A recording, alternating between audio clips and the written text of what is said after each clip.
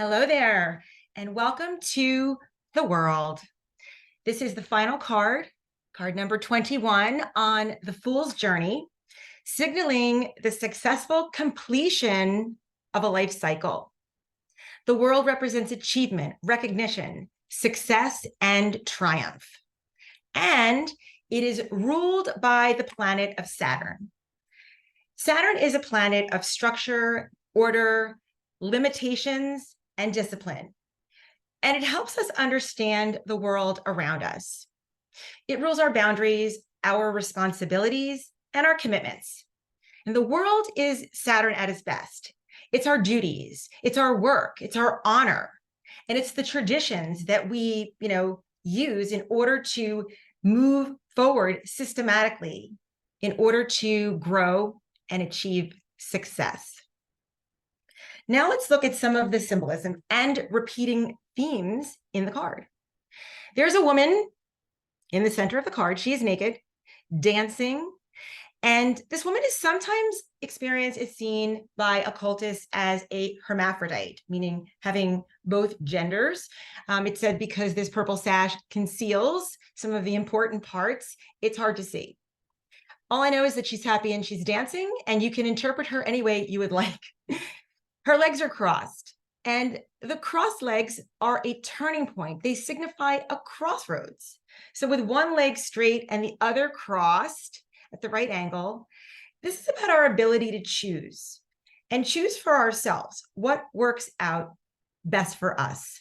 Now, I'm going to invite a friend from the past, which is the Hanged Man. If you might take a quick look, you might notice that these are opposites of each other in almost every way. First of all, we start with the number, the world, 21. The Hangman, 12. Swap the number. The Hangman is hanging upside down with his leg in that bent leg pose, knee facing to the ground. And she is dancing in the upward position with her knee pointed toward the sky or spirit.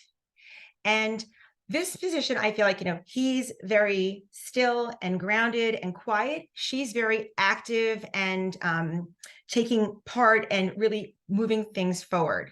But this reference is to a saying that is known in the spirit world. It says that it's called as above, so below.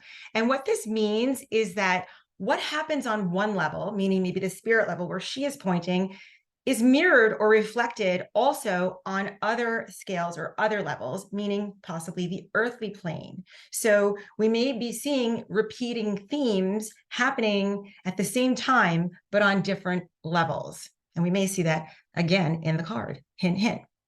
As I mentioned, she had a purple sash, which is the color of divinity and wisdom. And the sash curves around her, kind of like in the shape of a figure 8, like we will see again. Purple is a mixture of red and blue. Red is passion, blue is stability, and together they bring you wisdom. Now, the world card is carrying 2 wands. Our friend, the magician, who we see at the very beginning of the journey, he is only carrying 1. Now, the 2 wands allow her to bring in the 4 elements, and it also symbolizes both will and power. She's surrounded by a laurel wreath, which is a symbol of success and victory. She's celebrating the ending before something new comes in. And the wreath is in the shape of a big 0, which is also reference to what comes next is the next card. So this is the ending. The new beginning is card number 0, also known as the Fool. And the wreath can sometimes also be seen as a womb, which is significant because it's about something being born or reborn. The lemnis gates, which first of all, the infinity symbol was referenced in the purple sash, and also again in the red ribbons above and below, as I mentioned, as above, so below. And the infinity symbol is endless opportunities, its rewards, its happiness, and its completion. So now we're going to go look at another theme, which is these 4 figures in the corners of the card. Now, we've seen these 4 figures before. Where, you ask, and I will show you. We have seen them in our friend, the Wheel of Fortune. But these figures look a little bit different, but they are the exact same symbols. And I will explain that to you now. They are the 4 zodiac signs of the fixed signs. So there's Leo the lion, there's Taurus the bull, there's Aquarius the cherub, and there is Scorpio the eagle.